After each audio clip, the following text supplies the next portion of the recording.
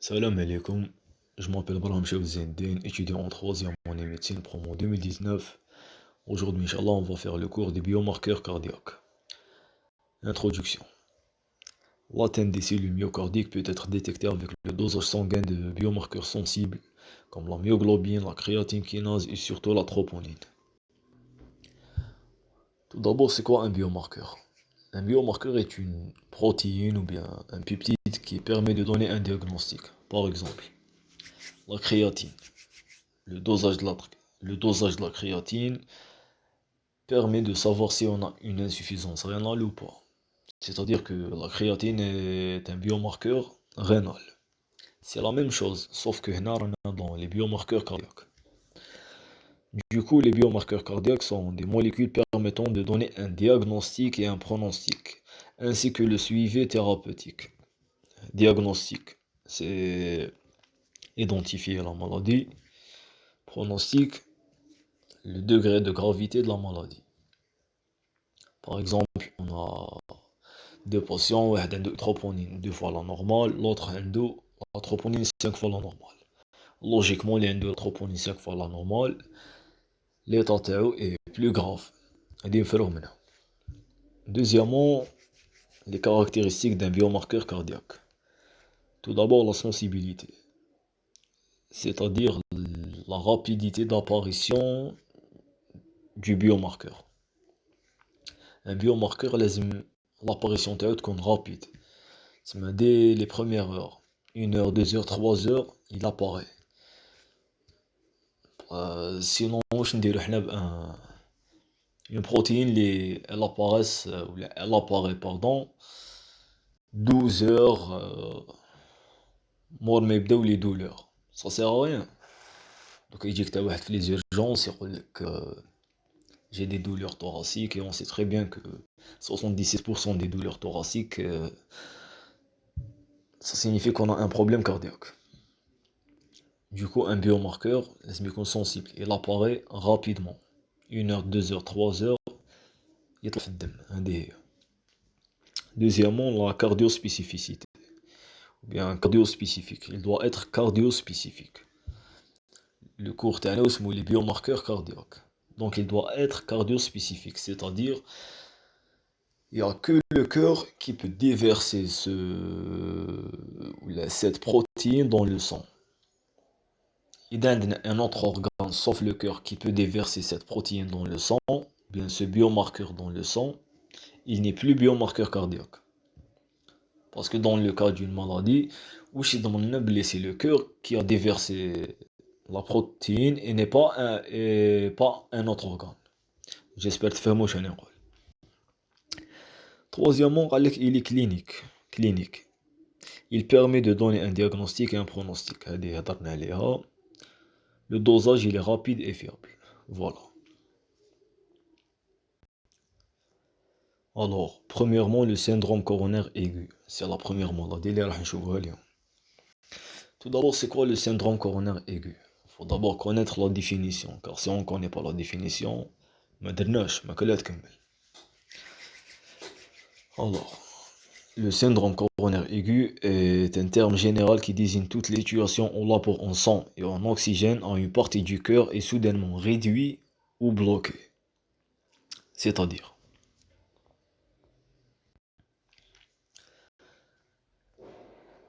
le syndrome coronaire aigu n'est pas une maladie c'est une maladie là.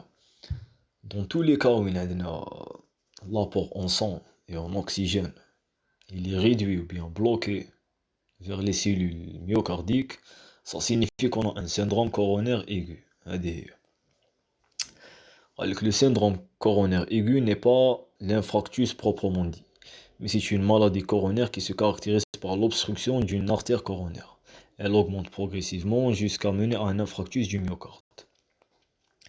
Le syndrome coronaire aigu n'est pas le synonyme de infarctus ou bien n'est pas le synonyme d'IDM.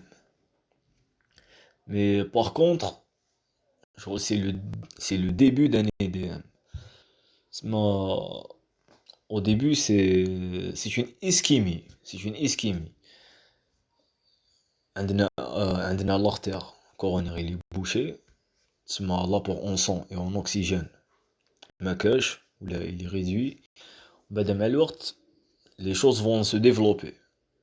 Et lorsque les choses vont se développer, il y a un infarctus du myocarde.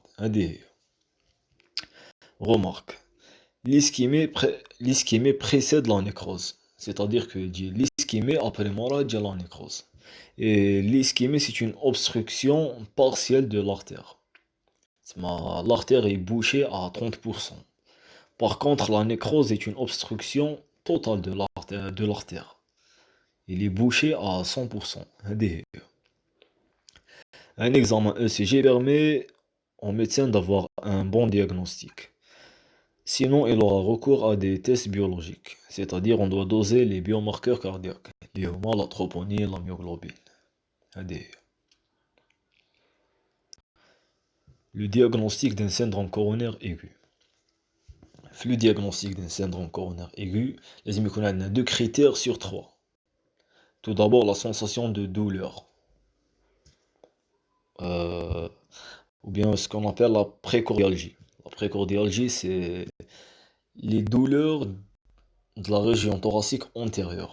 Les douleurs qui se situent au niveau de la région thoracique antérieure. C'est la précordialgie. Mais la sensation de douleur m'étfiche parce que la sensation de douleur, déjà, elle n'est pas objective, elle est subjective. Donc, le patient a la witra, il barque mais deuxièmement, le CG. On déroule un test ECG. Et là, le CG il est contributif. Si le CG est contributif, في المنحنى تاعنا نلقاو في le segment ST un su ou un sous-décalage. C'est bon, ما كاين نكملو. Ça signifie qu'on a un syndrome coronaire aigu. Par contre, si le CG n'est pas contributif, هنا لازم نروحو le dosage des biomarqueurs cardiaques. Une petite remarque ou une grande remarque, la douleur thoracique chez les diabétiques est faible. Un diabétique ne ressent pas une douleur. Ça signifie pas que le diabétique ne ressent pas la douleur, mais il a une neuropathie, c'est-à-dire la sensation de douleur chez le diabétique est faible, surtout au niveau des pieds. Par exemple, un diabétique يدخل فيه مسمار ولا في le moment يحس بالمسمار بصح un homme sain مع الوقت يولي ما يقدرش يمشي على رجلو ويحس بالسطر هذاك. Par contre, un diabétique يمشي عليها ما يحس بالسطر، هو كاين لداخل راهو يخدم صارت له اون انفيكسيون ولا بصح هو مش يحس. هذه هي. Après le dosage de la troponine, si le malade présente des signes cliniques plus un taux de troponine normal, ça signifie qu'on a une ischémie sans nécrose. C'est-à-dire l'ischémie, l'artère coronaire, il est bouché mais à 30%. L'apport en sang et en oxygène, il est réduit. Mais on n'a pas une nécrose, mais les cellules myocardiques ne sont pas encore mortes.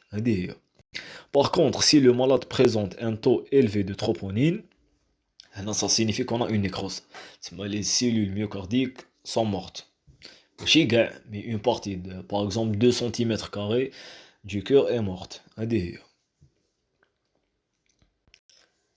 Une autre remarque, le dosage de la troponine est intéressant que dans le cas où l'ECG ne présente pas un su-décalage ou bien un sous-décalage. نسيت مكتبتهاش سمحولي.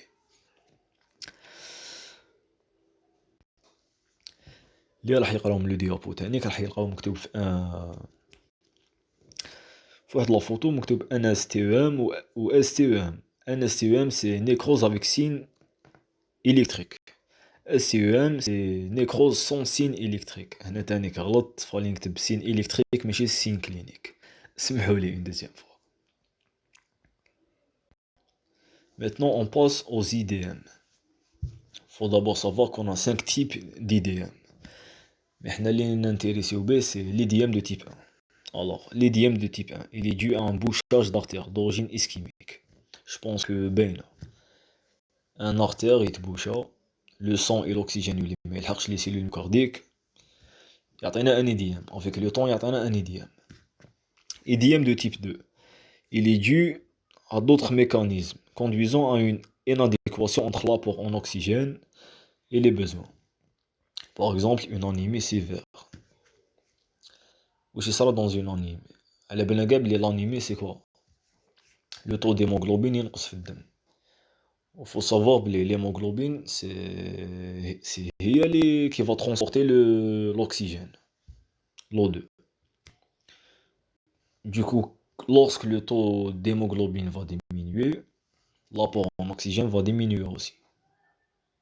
Du coup, on aura un IDM de type 2, un DE.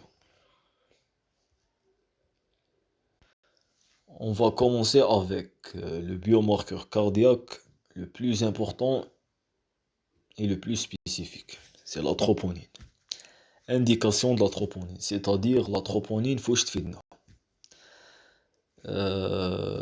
Elle nous permet de donner un diagnostic, identifier la maladie, ou bien éliminer un diagnostic. Donc, j'ai un patient, j'ai des douleurs thoraciques et tout, le CG ma benouel. La troponine, elle est normale. C'est-à-dire, on va éliminer le diagnostic d'un IDM. C'est même un IDM. On a éliminé une maladie. Il nous permet aussi de donner un pronostic. C'est-à-dire, début à la vidéo. C'est-à-dire, on a deux patients, la troponine elle est 2 fois la normale. L'autre, la troponine elle est 5 fois la normale. Du coup, هذاك اللي عنده la troponine 5 fois la normale, l'état est plus grave بزاف. هذه هي. Définition de la troponine. La troponine est une protéine qui entre dans la constitution des fibres musculaires. Elle existe sous forme squelettique et sous forme cardiaque. Il y a la troponine I, la troponine C et la troponine T. Elle appartient au complexe myofibrillaire troponine tropomyosine. Alors, la troponine appartient au complexe contractile troponine tropomyosine. قرينا عليها في première année médecine بلي باش تصرى لنا une contraction كاين des protéines اللي هما la troponine ou la tropomyosine يلصقوا في بعضهم وتصرى لنا contraction. هذه هي. On a 3 types de troponine. La troponine I, la troponine C et la troponine T.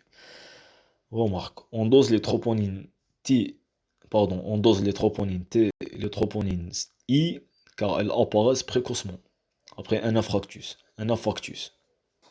C'est-à-dire, lorsqu'il y a un patient a un infarctus, 12 heures, 3 heures après, la troponine I et la troponine T vont augmenter dans le sang. Le taux va augmenter dans le sang. Par contre, la troponine C, le taux n'augmente pas qu'après 12 heures. Après 2 heures, maintenant, le patient vous voyez. C'est pour cela qu'on dose la troponine I et la troponine T. Et on ne dose jamais la troponine C. Maintenant,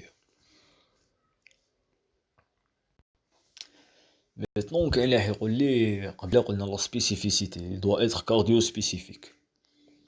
Mais la troponine, non. La troponine, qu'il y a les muscles squelettiques. Oui, ça existe les muscles squelettiques. Mais il faut savoir qu'on a des isoformes. Il y a des isoformes qu'on trouve dans les muscles squelettiques. Il y a un isoforme, on le trouve uniquement dans le cœur. C'est pour cela qu'on a la troponine squelettique et la troponine cardiaque. Voilà. Et là, on dose bien sûr la troponine cardiaque. Une autre très importante. La structure de l'isoforme cardiaque ressemble à 60% à celle de la troponine squelettique. La troponine cardiaque ou la troponine squelettique se ressemble à 60%. Et il se diffère à 40%. Du coup, on va doser uniquement les 40% différentes. La troponine hypersensible. La troponine hypersensible. Dans la cellule cardiaque, quand il y a une nécrose, la membrane cellulaire est affectée en premier lieu. C'est-à-dire, la première des choses, des constituants de la cellule qui va être affectée, c'est la membrane. Dans ces cellules, 6% des troponines sont cytoplasmiques, c'est-à-dire ils baignent dans le cytoplasme, NDE. Et le reste sont, c'est-à-dire qu'ils sont relevés. Les flux complexe contractile. Donc 6% elles sont cytoplasmiques et le reste ils sont liés au complexe contractile, NDE. Du coup, la nécrose va libérer en premier temps la troponine cytoplasmique, car elle est déjà libre. La membrane cellulaire. Par contre, la troponine qui est liée au complexe contractile, ça prend du temps, parce qu'elle est liée au complexe contractile. Du coup, la troponine cytoplasmique, elle va apparaître précocement dans le sang. Et la troponine cytoplasmique, elle s'appelle aussi la troponine hypersensible. Le seuil, le seuil, pardon, le seuil TH est 10 fois plus bas. Voilà, le seuil TH est 10 fois plus bas par rapport à la troponine liée au complexe contractile.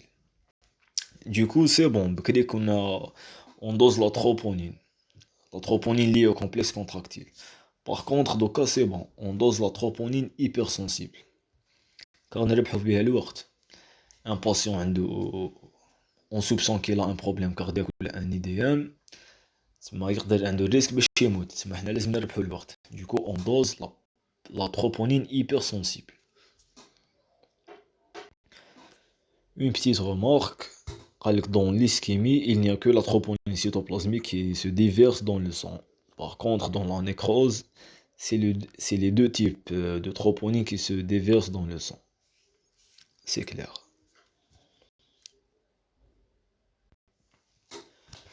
Interprétation du résultat du dosage de la troponine, hypersensible bien sûr.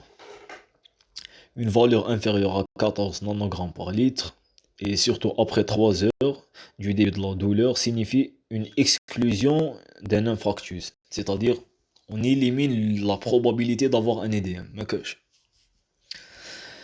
En cas d'arrivée très précoce par rapport au début de cette douleur, on dose la troponine, puis on redose après 2 ou 3 heures. Il y aura deux cas. Soit le delta est supérieur à 30%, soit le delta est inférieur à 30%.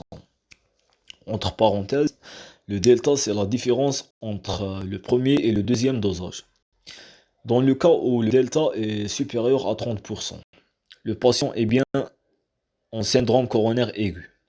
Par contre, dans le cas où le delta est inférieur à 30%, on élimine le risque d'infarctus cardiaque, mais ça signifie qu'il a une autre maladie, par exemple myocardite.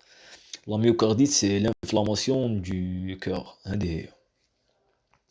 Et si le malade a plus de 50 nanogrammes par litre de troponine, idem, à 100%.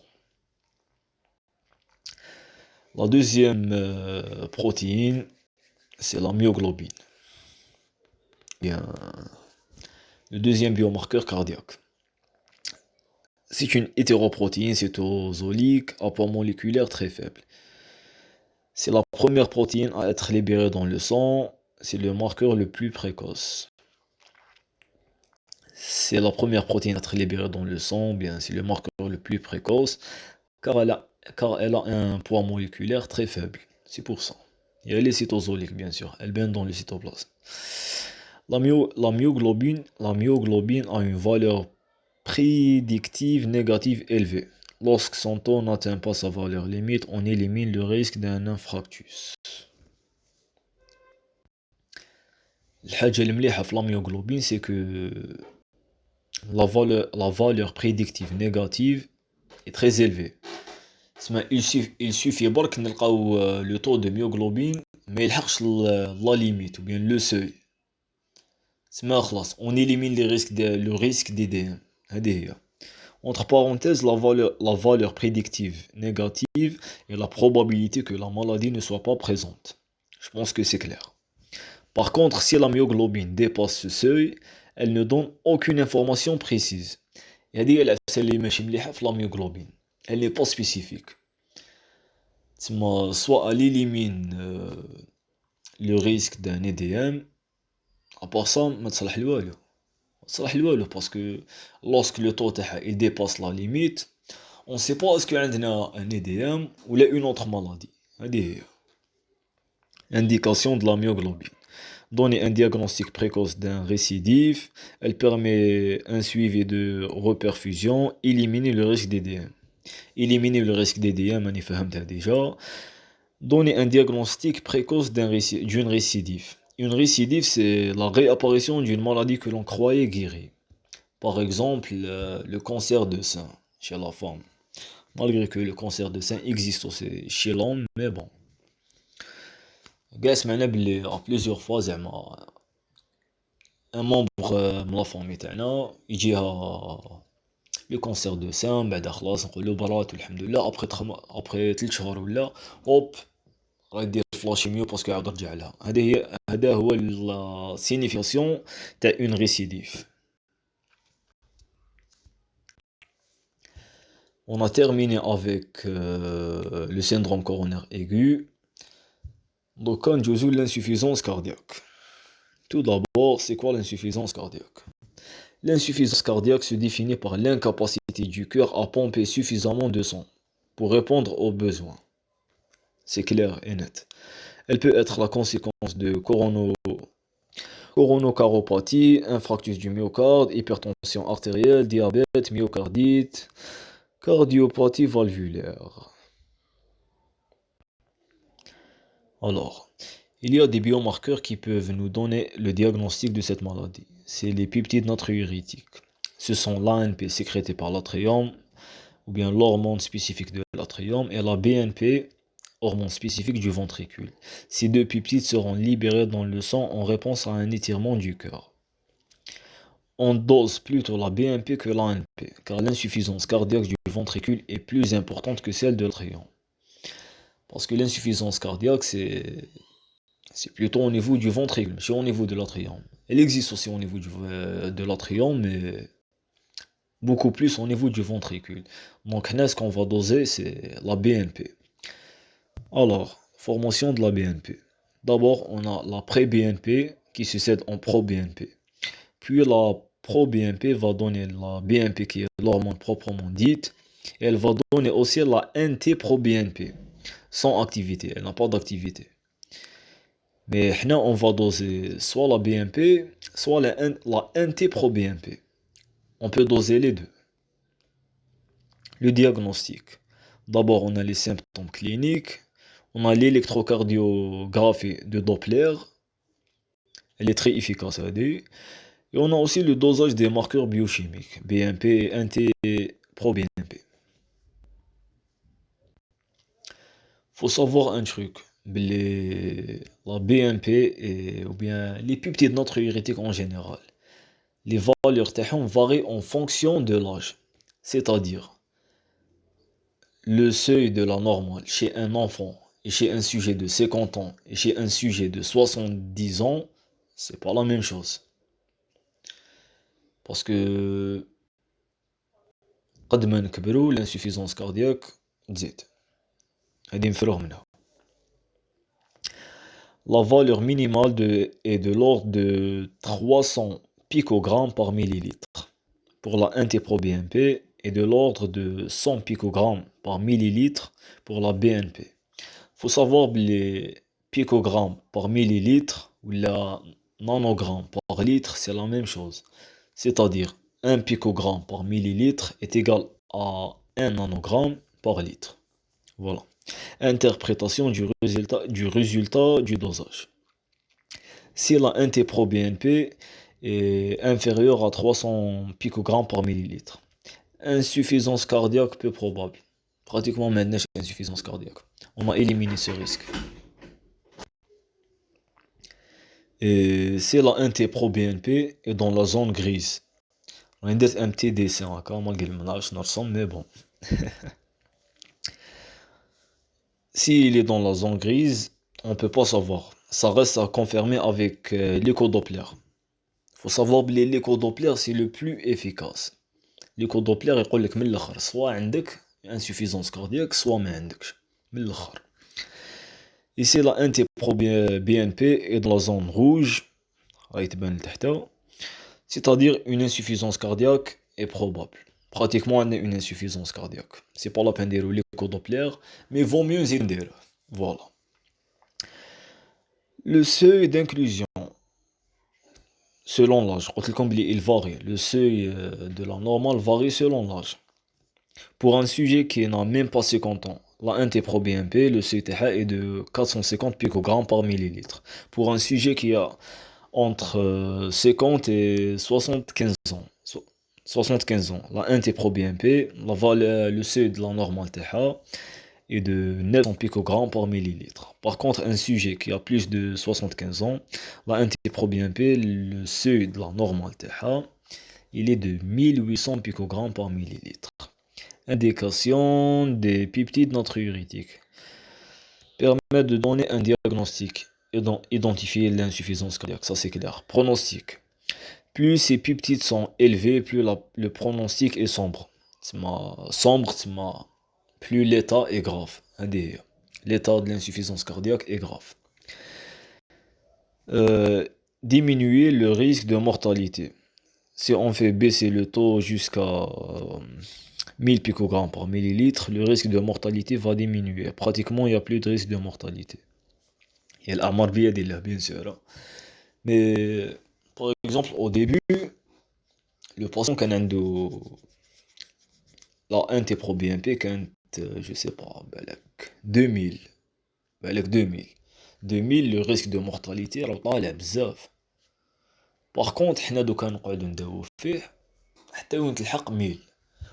On redose le résultat ou le taux تاع la NT-proBNP يخرج لنا 1000. كي يخرج لنا 1000 نرتاحو نقولو الحمد لله 1000 دوكا لو ريسك دو مورتاليتي راه نقص بزاف بريسك ما كاش. هذا واش حب يقصد بها. واش كاين تاني prévoir le risque d'AVC. Prévoir le risque d'AVC. Faut savoir juste قبل l'AVC le taux de la NT-proBNP qu'on طالع. Du coup, on va agir selon le résultat et le dosage. كي نشوفوا ان la NT-proBNP طالعه hop كاين un risque d'AVC. Faut agir. هذه هي. الوغ رانا لحقنا لافان تاع لا فيديو. جيسبر نكون عاونتكم وإلا غلطت في كلكو بار سمحوا لي وقل ربي زيدني علما. انا مجرد طالب كيما نتوما. C'est la première fois que je fais une vidéo, donc je suis un peu perturbé ou un peu timide en quelque sorte. ادعوا لنا معكم ما تنسوش ونتلاقاو في ساعة خير ان شاء الله. سلام عليكم.